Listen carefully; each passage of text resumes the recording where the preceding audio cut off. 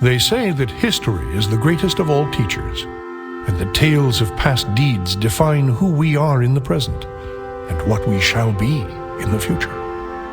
It is said that such tales shall, with each telling, illuminate us all with the light of truth. I shall tell you of such a tale. It is a tale quite familiar to me, for I have spent nearly a lifetime piecing it together and chronicling it here within this book. For years I have pondered its passages, studying every line, committing each word to memory. Perhaps now, in the telling of it, I shall at last find the answers I seek. Our story takes place in the northern region of Faerun, known as Icewind Dale. It is a harsh, frozen land, cut off from the rest of the world by a wall of jagged peaks called the Spine of the World. For centuries, the icy plains of the Dale have been home to the barbarian peoples of the Uthgard and Regedman. Huddled together in small, closely knit tribes, the barbarians lived simple lives, free, proud, and fiercely independent. Until the day an archmage named Erakan came to Icewind Dale. With an army of mercenaries, Erakan sought to conquer the north and force the fierce barbarians into slavery.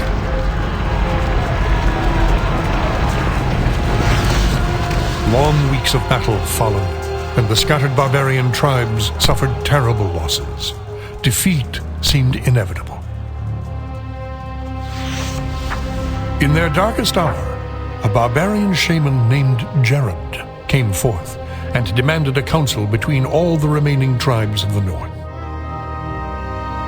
A respected warrior, Jared persuaded the council to put aside their differences and unite against Erakan. Strengthened by a new sense of purpose, the barbarians rallied behind their new leader. The combined might of the Northmen proved more than a match for Erakan, who had counted on the division of the tribes. Wave after wave of barbarian warriors tore into Erakan's hired army, forcing them on the defensive and ultimately into full retreat. As his army crumbled around him, Erakan had time for one last desperate act before his enemies descended upon him. Drawing upon his remaining power, the Archmage breached the planar boundaries, tearing open a portal to the lower planes. The foolish Archmage's cries of victory immediately turned to shrieks of terror as the hideous and twisted shapes of demonkind materialized from the portal and poured onto the battlefield. The sudden appearance of the demons drove the combatants, barbarian and mercenary alike, to turn to meet the new threat side by side. The remaining warriors bravely charged the portal to drive the hellspawn back and were slaughtered by the hundreds. As his people fell around him, the barbarian shaman, Jared, looked up from the blood-drenched snow of the battlefield and caught sight of a lone figure high upon a ridge in the distance.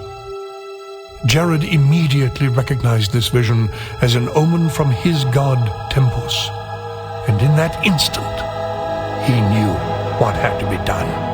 Shouting cries to his god, he charged through the ranks of the demons and plunged into the portal.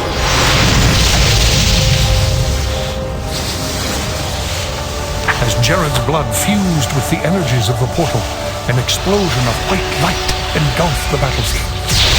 When the light subsided, the demons were gone, and the portal was closed.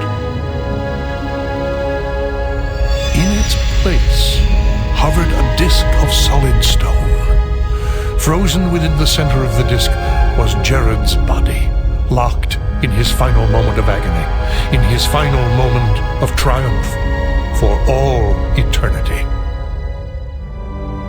But that is not the end of our tale.